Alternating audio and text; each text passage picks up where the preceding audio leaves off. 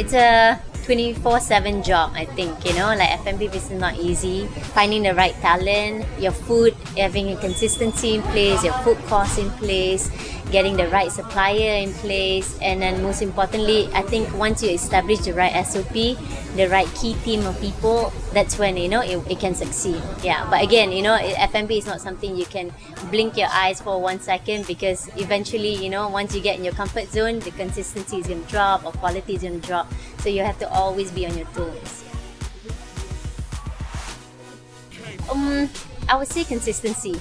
Yeah, because staffing is also an issue, labor is an issue, getting that right key talent to actually represent that cafe ambience you're trying to push through, that's not easy. And then getting the right consistency in place to make sure that day to day is all consistent. So what I do is I sit down and make sure we nail down every like little thing, like 1 teaspoon of salt, or like even like from the barista, I check every once in a while and say like something's off on the machine. It's a day-to-day job that you can't, like, that's why you see me doing a lot of tasting.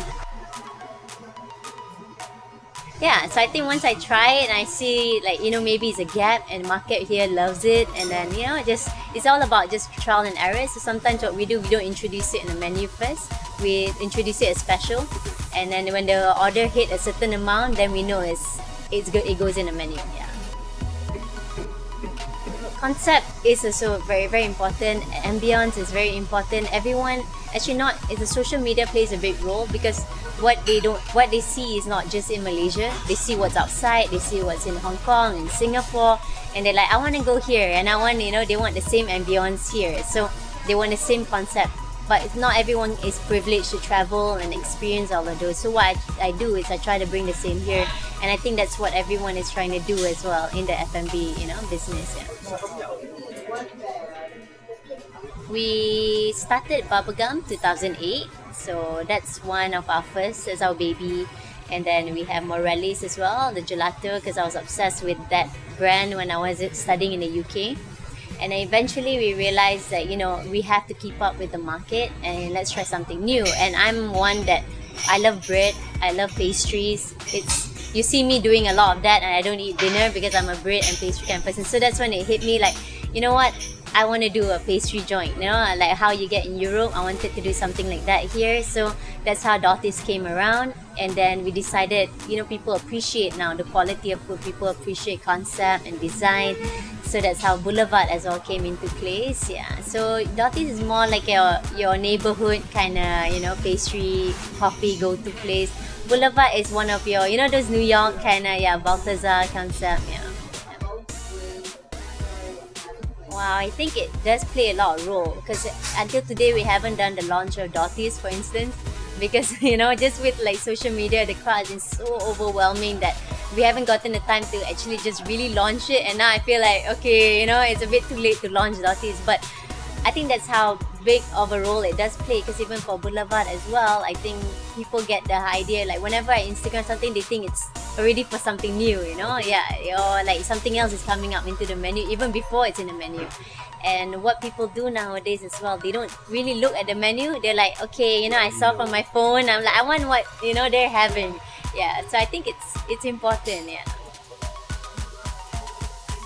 Oh, don't take it as a new wave thing, because as much as a lot of F&B opens, there's the same amount of F&B actually shut down as well. So I think it takes a lot of passion, dedication. It takes a lot of effort, I would say. It's not the easiest. I wouldn't do it if I don't have the right team, the right key people. A lot of sleepless nights, you can expect that. I think when you get all these comments coming in, like I can't sleep when I get like, oh my god, I get really antsy when people say, you know what, we went there and the service was so and so. But again, it's just a lot of dedication.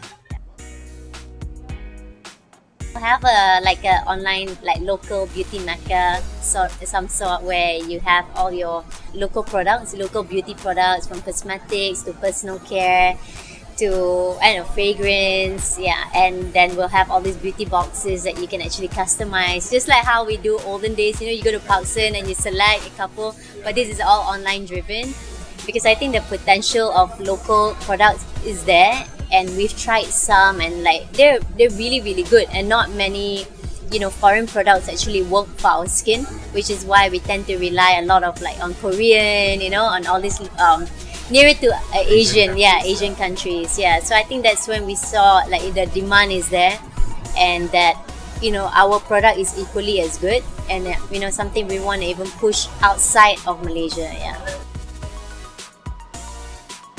It's not easy.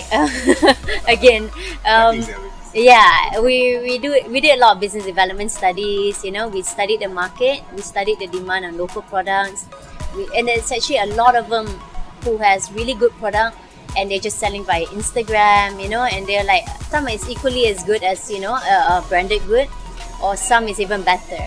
So it takes a lot of I think research, and then studies, and then we actually benchmark ourselves with a lot of other, we studied other competitors, and then before we actually got into it.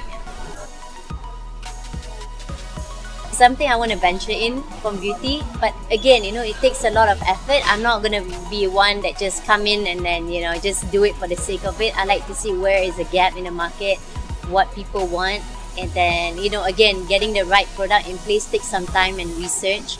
So that one I believe takes longer, so I want to perfect that area before eventually going into my own. Yeah.